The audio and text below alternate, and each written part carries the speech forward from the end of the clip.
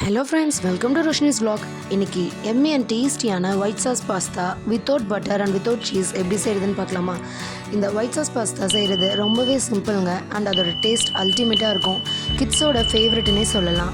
இந்த white sauce செய்கிறதுக்கு fresh க்ரீமோ process cheese butter எதுவுமே வேணாங்க. சிம்பிளாக வீட்டில் உள்ள இன்க்ரீடியன்ஸ் வச்சு செஞ்சிடலாம் and full healthy and tasty கூட. வாங்க எப்படி செய்கிறதுன்னு பார்க்கலாம்.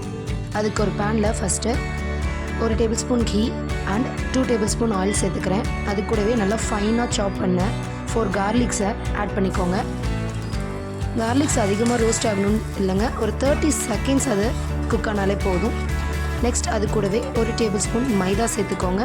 மைதா சேர்த்து கட்டி இல்லாமல் நல்லா கலந்து விட்டுக்கோங்க. எந்த விதமான லம்ஸும் இருக்கக்கூடாது. நீங்கள் ஸ்டிரர் பயன்படுத்தி கூட நல்லா மிக்ஸ் பண்ணி விட்டுக்கலாம்.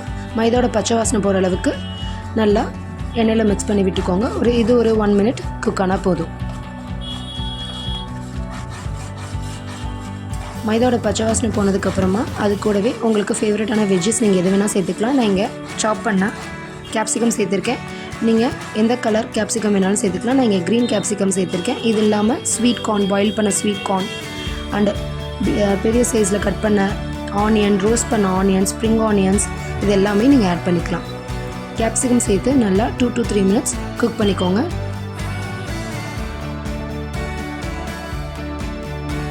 தேவையான அளவு சால்ட் சேர்த்துக்கோங்க.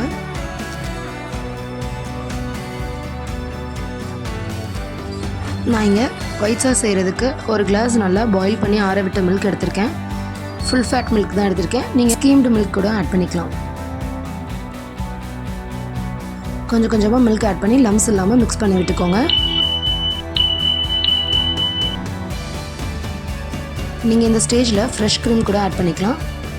நான் இங்கே ஃபுல் மில்க் மட்டும் சேர்த்து தாங்க ஒயிட் சாஸ் செஞ்சுருக்கேன்.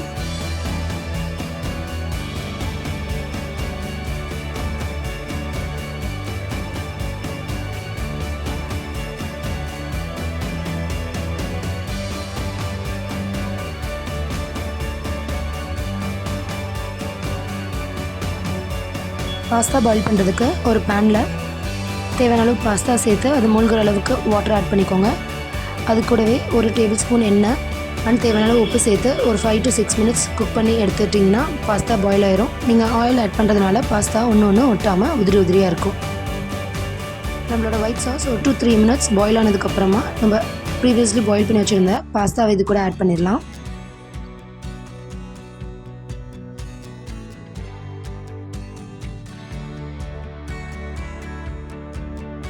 பாஸ்தா ஆட் பண்ணி நல்லா மிக்ஸ் பண்ணி விட்டுக்கோங்க.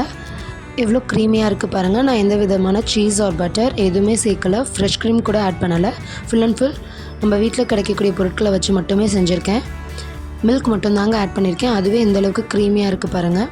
டேஸ்ட்டுமே அட்டகாசமாக இருக்கும். இப்போ பாஸ்தாக்கான சீசனிங்க்கு வீட்லேயே ரெடி பண்ண சில்லி ஃப்ளேக்ஸ், அது கூடவே வீட்லேயே தயார் பண்ண ஆரிகானோ சேர்த்துக்கிறேன். இந்த சில்லி ஃப்ளேக்ஸ் அண்ட் ஆரிகானோட ரெசிபி வேணும்னா கமெண்ட் பாக்ஸில் சொல்லுங்கள், நான் கண்டிப்பாக ஷேர் பண்ணுறேன். அவ்வளோதாங்க, நம்மளோட எம்மி அண்ட் டேஸ்டியான க்ரீமியான ஒயிட் சாஸ் பாஸ்தா தயார். கண்டிப்பாக இதை வீட்டில் ட்ரை பண்ணி பாருங்கள். இதோட டேஸ்ட்டுக்கு நீங்கள் அடிக்டே ஆயிடுவீங்க.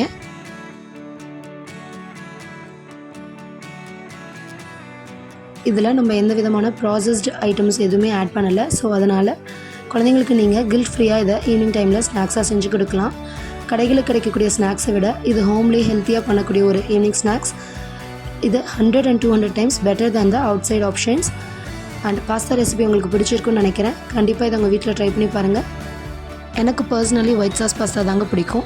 உங்களுக்கு ஒயிட் சாஸ் பாஸ்தா பிடிக்குமா இல்லை ரெட் சாஸ் பாஸ்தா பிடிக்குமான்றதை மறக்காமல் கமெண்டில் சொல்லுங்கள். கண்டிப்பாக இந்த ஒயிட் சாஸ் பாஸ்தா உங்கள் வீட்டில் ட்ரை பண்ணி பாருங்கள். எல்லாருக்குமே இந்த டேஸ்ட் ரொம்பவே பிடிக்கும்.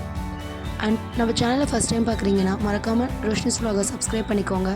அது கூடவே இருக்க பெல் ஐக்கானை ப்ரெஸ் பண்ணிக்கோங்க. தேங்க்ஸ் ஃபார் வாட்சிங்.